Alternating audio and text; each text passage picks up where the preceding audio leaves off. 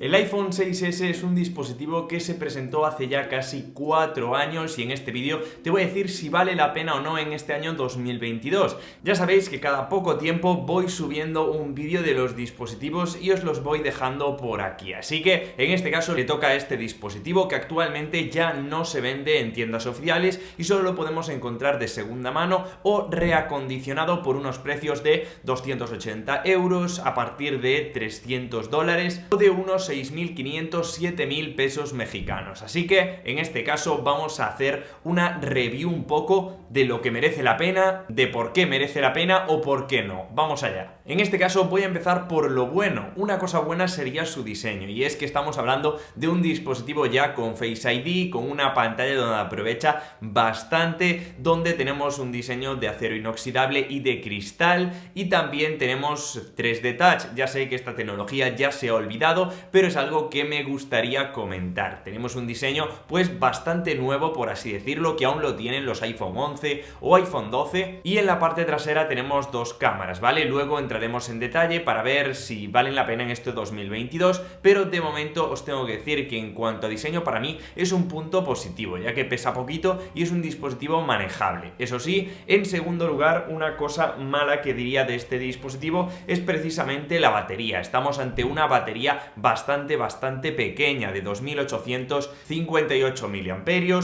Apple nos dice que nos da unas 14 horas de reproducción de vídeo, pero si nos vamos a la realidad nos encontraremos con unas 5 horas reales de pantalla. Por tanto, si estamos utilizando el dispositivo para crear contenido o para estar en redes sociales o para utilizarlo pues un poquito más de estas 5 horas, nos va a costar muchísimo llegar al final del día, y yo diría que necesitaréis dos cargas. Es muy importante que me deis vuestra experiencia en los comentarios acerca de este apartado, porque es el que más dudas tengo de realmente si recomendarlo o no, precisamente por esta batería. Aún así, tenéis que saber que se puede cargar de manera rápida, ya que es compatible con este sistema de carga y también carga inalámbrica, así que, bueno, pues esto podría salvarnos un poquito. En cambio, sí quiero destacar otras dos cosas buenas. Por un lado, el procesador. Tenemos un A12 Bionic que para el 2022 seguirá siendo muy recomendable. Podemos jugar desde juegos pues más sencillitos, como estáis viendo ahí, el Angry Birds, y sin ningún problema lo correrá, hasta juegos como el Call of Duty Mobile, que para mí es un juego que demuestra realmente si un dispositivo es potente, si no nos añade lag, y la verdad que va en condiciones perfectas. Después, si queremos navegar por cualquier red social, lo hará de una forma rápida, fluida, y podremos ir entre aplicaciones, y la verdad que aguanta muy bien sin calentarse demasiado. Es decir, si jugamos a un juego, pues lógicamente sí se va a calentar, pero a lo largo del día pues va a retener esta potencia sin calentarse mucho. Además, tenemos un dispositivo que tiene todas las funciones de iOS 15, no tiene capada ninguna función, ya que el procesador es suficiente como para correr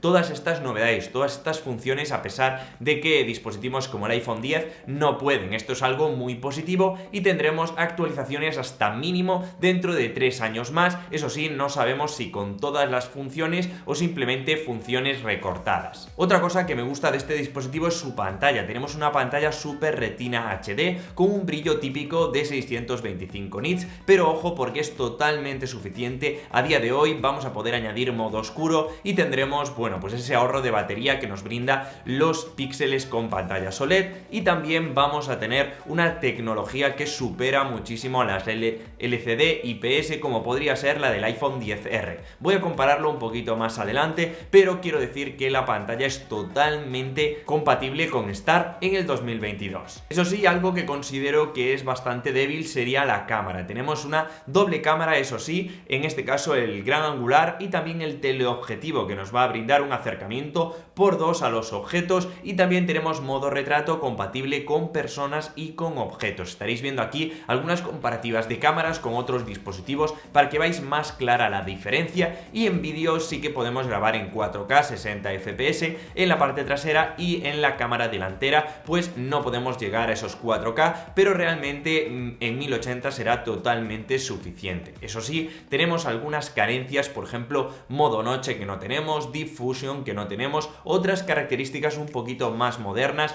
funciones que nos van a permitir mayor versatilidad en este año 2022. Aún así, considero que para redes sociales es suficiente, eso sí, se empieza a quedar un poquito antigua esta cámara este año. Además, este dispositivo parte desde los 64 GB. Realmente creo que es suficiente si además conocemos un poquito cómo funciona el sistema, si sabemos administrar el almacenamiento, si tenemos cuidado con las fotos, si no grabamos mucho vídeo, incluso si sabemos liberar un poquito el espacio. Os voy a dejar por aquí un vídeo donde os explico cómo liberar espacio, pero realmente 64 GB nos durarán 2 años sin ningún problema y luego tendremos que empezar a vaciar un poquito el dispositivo. Hay mucho debate acerca de este dispositivo versus el iPhone XR. Realmente yo creo que el iPhone XR tiene dos cosas que superan a este dispositivo, como sería por un lado el tamaño, que es superior, y además la batería, que es un aspecto muy importante para muchas personas. Tiene creo que 1 hora más o 2 horas más, por tanto esto sí que se va a notar a lo largo del día y podría ser una decisión que puedes tomar basándote en esto. Aún así, este dispositivo sí creo que merece la pena, al menos para un nicho en concreto. Si estás buscando un dispositivo por debajo de los $300, 300 euros, y quieres una buena pantalla, quieres un rendimiento óptimo con una cámara básica y tienes mucho cuidado con la batería, teniendo en cuenta que vas a necesitar cargarlo al menos 1 o 2 veces al día, pues no sería una mala decisión, tanto el 10S como el 10S Max. Decidme vuestra opinión en los comentarios, pero creo que este dispositivo, si no barajamos otras alternativas un poquito más caras como el iPhone 11 o el iPhone SE de tercera generación, puede ser una decisión bastante sabia. Eso sí, cuidado con la batería, lo vuelvo a repetir. Así que chicos, no sé si estaréis de acuerdo conmigo que es un dispositivo que merece la pena, aunque no se lo recomendaría a personas